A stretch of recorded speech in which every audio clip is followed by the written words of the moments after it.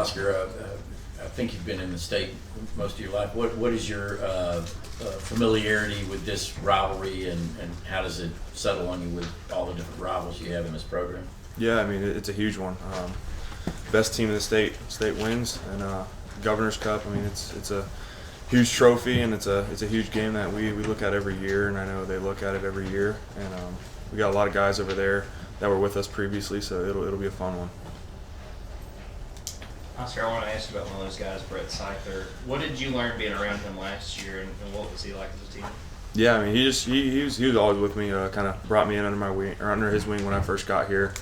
Still one of my good friends to this day. We talk all the time, but he really just showed me kind of like how to manage school and football and workouts and everything, and just kind of becoming that college student out of high school, because he did the same thing that I went through, and it was just he just kind of showed me the ropes, really.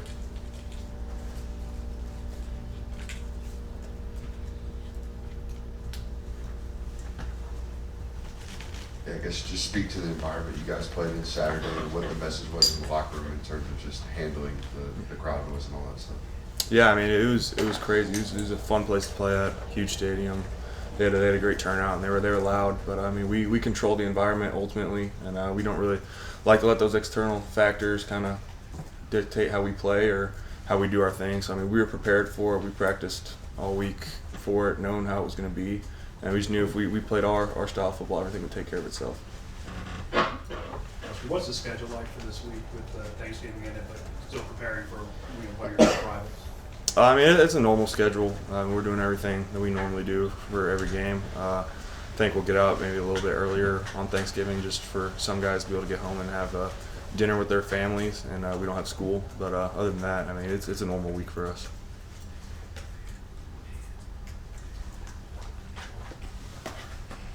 Oscar, what do you feel like it says about y'all's offensive line that Saturday Tate gets hurt, and Micah and Dylan come in and they continue to play as well as they did after that injury? Yeah, I mean, we've known all year long. I mean, we've got so much depth at the O-line that we really have 10 starters on the O-line. I mean, we can play whoever we want, and there's not going to be a drop-off that you see like some lines in the country. I mean, I think that Coach Searles and Coach Bogo do a great job preparing all those guys, and they push each other, and having leaders like Sed and Tate and all those older guys in that line, it helps a lot, and it gets the younger guys ready quicker. Just sorry for bringing up something negative.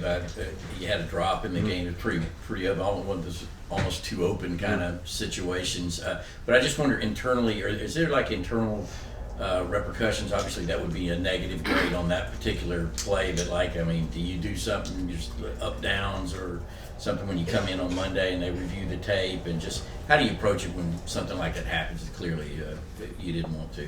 I mean, it's just a mental drop. I mean, everything was perfect in that play. Just I messed it up. It was on me, and the only thing you can do is just put it behind you, look to the next play. I mean, I'm going to do the same thing I do every week. I'm going to get on the jugs machine at practice every day. It's just one of those plays that I usually make, and I just didn't make it, and I just got to fix it for the next time. But we try not to think about that stuff. We just kind of put it right past us, because when you think about those drops and let those kind of affect you, it'll just carry over to the next play. Brock, going back to the Tennessee game, we saw Brock get into something. You were right there with him. What happened? You looked like you were about to jump into a scrape there. Yeah, I mean, Bowers doesn't usually freak out under the pile, and I saw him start freaking out, so I knew something was wrong, so I just tried to get in there and get him out as quickly as possible. I didn't really know what was going on, but didn't want anything to escalate any further. Didn't want any flags thrown for sure, so we just tried to get in there and get him out. Did you say what happened? I don't know, him and another player got into it. I don't really know exactly what happened, but he didn't like what happened, so I just got him out of there.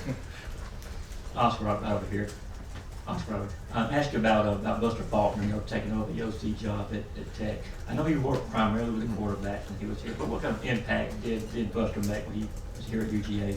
Yeah, I mean, he was right side Coach Monka every practice with the offense, and he was always giving all the receivers, all the tight ends, everyone on offense his input, and just how to get better at practice. And I know what kind of coach he is. He's a great coach, and he's got a great offensive mind, so I knew he was going to have them ready. Yeah, Oscar, Carson's been really consistent in terms of statistical output over the course of the season. What has sort of allowed him to attain that level of consistency on a week-in, week-out basis? I mean, I think just a guy like him, he gets better every week. I mean, he lets tape speak for himself. I mean, I think he's the best quarterback in the country. He prepares every week like it's his last game, and he took advantage of his role this year, and he's going to keep taking advantage of it. And I think he's going to keep getting better every week, just like he does every day in practice. Oscar, Kirby's talked about this team being able to take a punch, and I mean he's even joking around now about falling behind every game. But internally, how do you feel about the team's identity? And is the goal to get as dominant as the last 2 years' team's been? I mean, you guys are undefeated, but you know the fall behind thing is the thing coaches talk about. Yeah, I mean, we're figuring out more of our identity every day. I mean, we just want to be a physical, tough team that goes in there every game and tries to make the other team quit. And I think that we just do it every day at practice. I mean, just the way we practice every week kind of speaks for itself. We're not trying to compare ourselves to any of the previous teams here or teams that have been here in the past. I mean, we're just trying to create our own team and our own identity every week. Oscar, when you came to Georgia, did you think you guys might lose a game because that hasn't happened yet since you've been here? And you know, what's it like to be a part of a program that's doing what you guys are doing? I don't know. I don't even think about that stuff. I mean, you just go every week and try to win and just stack wins on top of each other, and things just take care of themselves. I mean, I just know we got to keep practicing like we do, and just practice hard, play hard, and really just buy into the culture. Everything kind of takes care of itself. So I know y'all watch more film on Tech throughout the week. Just what's your first impression of this Georgia Tech team and what it's been able to do this season? You know, bowl eligible, first round of Brett Key. Yeah, I mean they're a great team. It's gonna be a dogfight. We know they're gonna bring their best game. They've got really explosive offense. They've got some big players on defense, and they got a lot of guys that we've had previously in our program. And I just know how Coach Faulkner's running their offense is kind of similar to ours. And I mean they're an explosive team, and they've won their last 2 games. And I mean they're gonna come ready to play on Saturday. This is a random question, but what are your rules about phones, like in meetings or you know, when you're in the building? I mean, it's really just a given rule. I mean, when we're in meetings and stuff, no one has their phones with them. Everyone's just kind of locked in. It's almost like being at school, being in class. I mean, you're not gonna have your phone out. I mean, when you're at the facility by yourself, not doing anything, I mean, you can have your phone with you at all times and everything. I mean, we don't film in the locker room or any stuff like that, but really it's just when you go into meetings and going out to practice, no one has their phones. It's just kind of a given.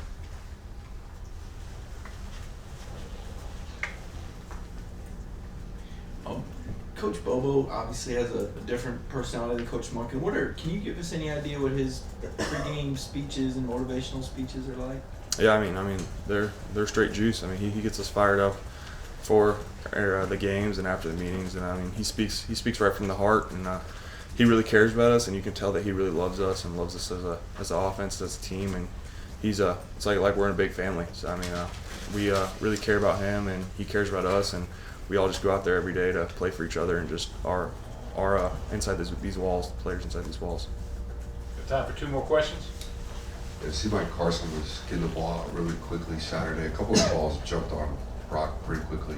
Have you ever been running around and been like, all right, I need to snap my head around much faster? Have you ever caught one off the face, essentially is what I'm asking you, because these quarterbacks nowadays, they're throwing the ball really, really quickly and on top of it.